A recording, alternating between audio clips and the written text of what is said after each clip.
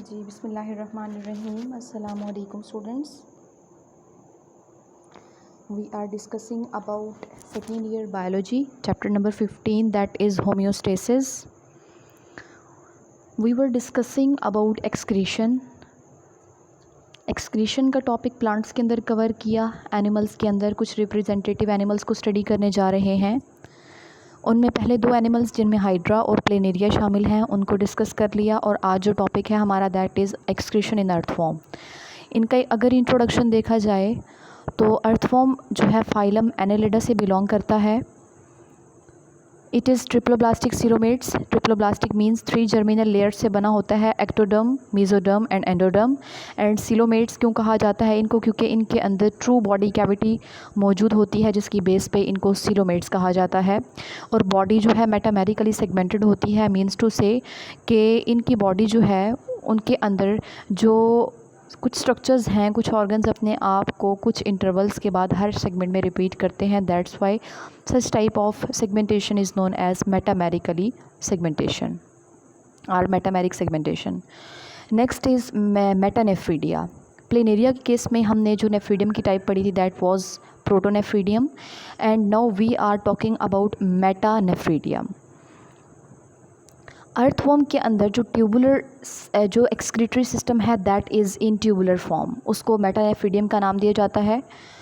और इसके जिस तरह हमने प्रोटोनेफ्रीडियम का पढ़ा था वहाँ पे हमने कहा कि इंटरनल ओपनिंग मौजूद नहीं है, सिर्फ बॉडी से बाहर एक ओपनिंग मौजूद है जिसको नेफ्रीडियोपोर का नाम दिया गया था. जबकि इसके केस में एक इंटरनल ओपनिंग भी मौजूद है जिसको नेफ्रोस्टोम का नाम दिया जाता है. नेफ्रोस्टोम से नेफ्रीडियम जो है वो एक ट्यूब लाइक अरेंजमेंट अटेन कर लेता है और यही ट्यूब बॉडी के अंदर एक कॉम्प्लेक्स वे में प्रोसीड होती है और एम्प्टी होती है इनटू ब्लैडर. ब्लैडर फिर ओपन होता है बॉडी से बाहर की तरफ एक ओपनिंग के थ्रू जिसको नेफ्रीडियोपोर कहा जाता है. बिल्कुल ये ऐसे ही है जिस तरह आप एक पाइप, वाटर पाइप लेते हैं और उसको किसी भी वाटर टैप से अटैच किया जाता है. तो बेसिकली वो जो साइड इसकी वाटर टैप से अटैच हुई होगी that will be called as nephrostome. उसके बाद नेफ्रीडियम की अगर हम बात करें तो बाकी का जो पाइप की कवरिंग होगी that is basically made up of epithelial lining. वो किसकी बनी हुई होगी? एपिथेलियल लाइनिंग की बनी हुई होगी. और उसके अंदर की स्पेस जो हॉलो स्पेस होगी that will be known as lumen.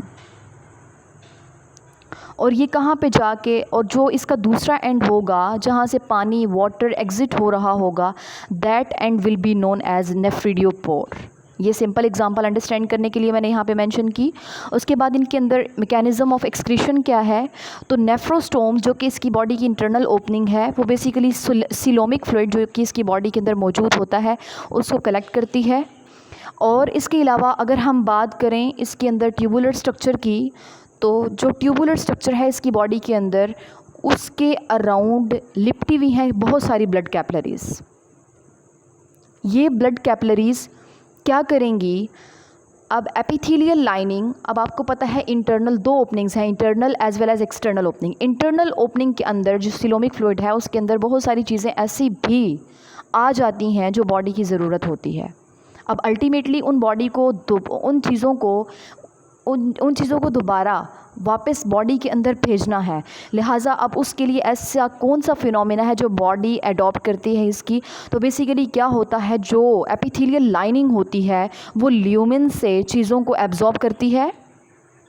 नेफ्रोस्टोम ने जो भी सीलोमिक फ्लूइड के अंदर जो भी नाइट्रोजनस वेस्ट था, एक्स्ट्रा वाटर था या वटेवर जो भी चीज़ थी, सॉल्ट्स थे, उनको कहाँ पे भेज दिया? ल्यूमेन के अंदर. अब एब्जॉर्प्शन बेसिकली यहाँ से होनी है. अब क्या होगा? ल्यूमेन से जो एपिथेलियल लाइनिंग है वो रीएब्जॉर्ब करेगी चीज़ों को और रीएब्जॉर्ब जो भी सब्सटेंसेस होंगी उनको दोबारा ब्लड कैपिलरीज़ के अंदर डाल दिया जाएगा. और ब्लड कैपिलरीज़ फाइनली क्या करेंगी? उसको दोबारा से ब्लड का पार्ट बना देंगी और अल्टीमेटली वो चीज़ जो है वापस जो है ब्लड का पार्ट बन जाएगी, बॉडी का हिस्सा बन जाएगी. इस तरह से हम कहते हैं जो बाकी वेस्ट मटेरियल होगा वो बॉडी से एक्सपेल आउट हो जाएगा. That may be in the form of urea, ammonia और एक्सेसिव वाटर जो बॉडी को ज़रूरत नहीं होता वो उस फॉर्म में फिर उसको बॉडी से एक्सपेल आउट कर दिया जाता है. यहाँ पे आपको मेटानेफ्रीडियम ये दिखाया गया है टोटली उनका एक्सक्रीटरी स्ट्रक्चर। इसमें नेफ्रोस्टोम जो है इंटरनल ओपनिंग को कहा गया है, और नेफ्रोस्टोम जो है कॉम्प्लेक्स वे में बॉडी के अंदर प्रोसीड होती हुई कलेक्टिंग टिब्यूल्स बना रही है। कलेक्टिंग टिब्यूल्स बेसिकली इसकी लाइनिंग जो है, इसके एनाटॉमी अगर देखें एपिथेलियल लाइनिंग होती है इसके अराउंड, और इसका जो अंदर वाली स्पेस होती है that is called as lumen. Lumen collecting tubules के अराउंड लिपटी हुई होती हैं ब्लड कैपिलरीज। अब जैसे ही ब्लड कैपिलरीज उसके अराउंड लिपटी हुई होती हैं तो अल्टीमेटली रीएब्जॉर्प्शन करती है एपिथेलियल लाइनिंग ल्यूमेन से, और उस चीज़ों को दोबारा से वापस कहाँ पे भेज दिया जाता है, ब्लड कैपिलरीज़ के अंदर, और ब्लड कैपिलरीज़ के से दोबारा वही चीज़ें जो है ब्लड का पार्ट बन जाती हैं, और अल्टीमेटली जितना भी वेस्टेज होता है उसको बॉडी से एक्सपेल आउट कर दिया जाता है नेफ्रिडियोपोर्स के थ्रू।